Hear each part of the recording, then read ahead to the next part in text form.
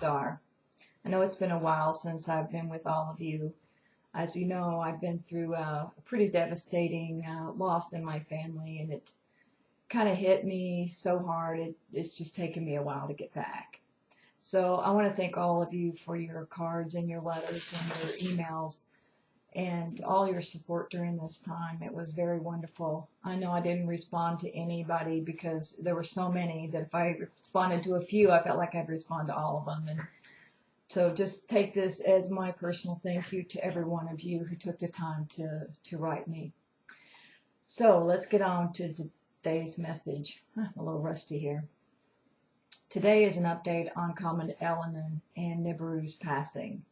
Now, for those of you who are not aware, which I doubt there's very few of you who will hear this or see this video, Comet Elenin is supposed to be passing by this month and into next month, because we'll have several different alignments with Elenin over the next 30 to 45 days.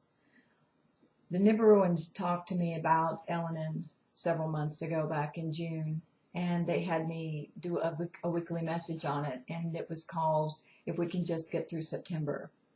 I was talking about this just recently with a friend of mine, and what I realized was something that they were trying to tell me without actually saying it. It was like, you know, the words, the message between the lines, and I wanted to share that today as the update. But first of all, let me go back and just refresh your memory about the previous weekly message. When they said if we can just get through September, what they were telling us is that during this passing of Comet Elenin, if we can get through September without any major damage from Elenin, that the worst will be over for us. So here's the part that they were saying without actually saying it. They were also implying that the passing of Nibiru, which comes after Elenin, is going to be also minimal impact. So I'm like, oh yeah, that's right. So what they're saying is we get through one, we'll get through the other. How awesome is that? Now usually they're going to tell me if something is going to be amiss, and they'll warn me ahead of time. So for them to say if Elenin is not a big problem, then Nibiru won't be a problem either, is pretty major. That means all predictions, all the prophecies of major cataclysmic pole shifts are no longer valid, which is exactly what you and I have worked towards. Now, what will happen? Well, nobody knows for sure, even them. But here's the one thing they said, and this comes also from the previous weekly message. You can go back and listen to it. Is that they do not see Japan surviving. They see New Zealand surviving, but not all of it.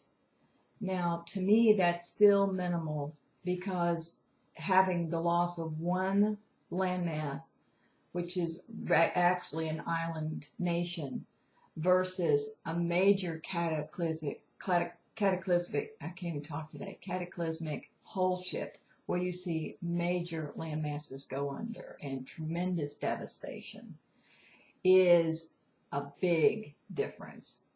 So even though we may lose one, I believe that there is time for many of those people to move away from that area, so there will be a minimal loss of life. Certain coastlines will go under because the water levels will rise, but once again, I don't see that it will be anything other than a gradual change, so that people do have time to move. I'm not saying that's going to be the case in every situation, but I'm thinking, and what I'm sensing from them is it's going to be gradual. So there will be changes on the earth, but they don't have to result in major loss of life.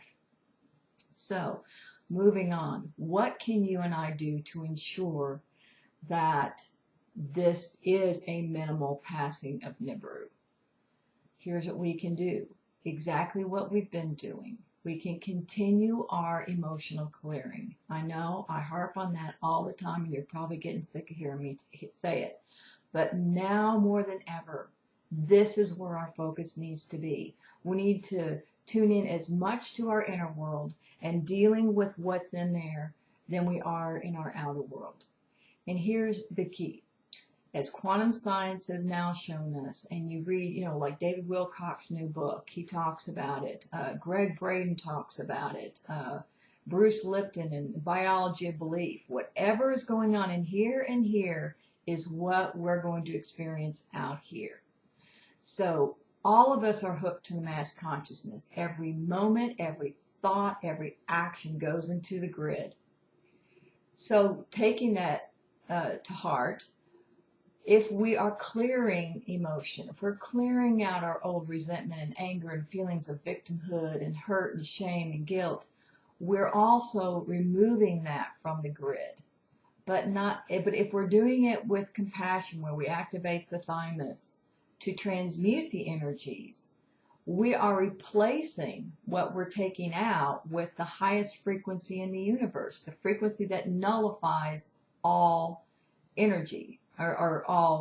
Basically all energy. It's the great zero. It zeroes out polarity is what it does. It doesn't nullify energy. It nullifies the polarity in energy.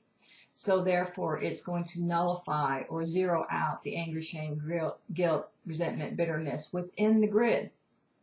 So imagine you have 6 billion people out there injecting their emotion into the grid. Well, one person injecting compassion into the grid can start to zero out a lot of that energy. That's why they say it doesn't take that many people to make a great change. It just takes enough people with the right frequency being injected into the grid to create a big change. So, it doesn't matter whether they're UFOs. For all of those of you who are followers of UFOs, and whether there's bases under Earth, and whether the global elite is got underground bunkers or spaces, bases on Mars. In the long run, let me ask you, what is that going to do in minimizing Nibiru's passing? Which the only thing we can do to affect that is clear out our emotional field so that we raise our frequency and therefore no longer attract the most devastating consequences. You have to answer that question for yourself. I know how I feel about it. I'm not going to worry about that stuff because in the long run, it isn't going to matter. What's going to matter is what I clear now. So, getting back to all these people who are passing now, not just my brother, but family members, loved ones, parents, brothers, sisters, friends, coworkers, people who are passing in droves right now. The thing we have to remember is that their passing can also give us a blessing and a gift, and that is that it will help us purge, go deep inside, and release a lot of the anger and sadness and guilt that we have carried for years about other things, because one loss can trigger the emotions of previous losses. So that's what I'm doing with my brother's passing. It has triggered very deep losses that I have never really dealt with because they didn't come back to my conscious mind to be dealt with. So I hope you will do the same. Take these passings as an opportunity. And then your family member, your loved one will be doubly blessed on the other side. So that's it for today.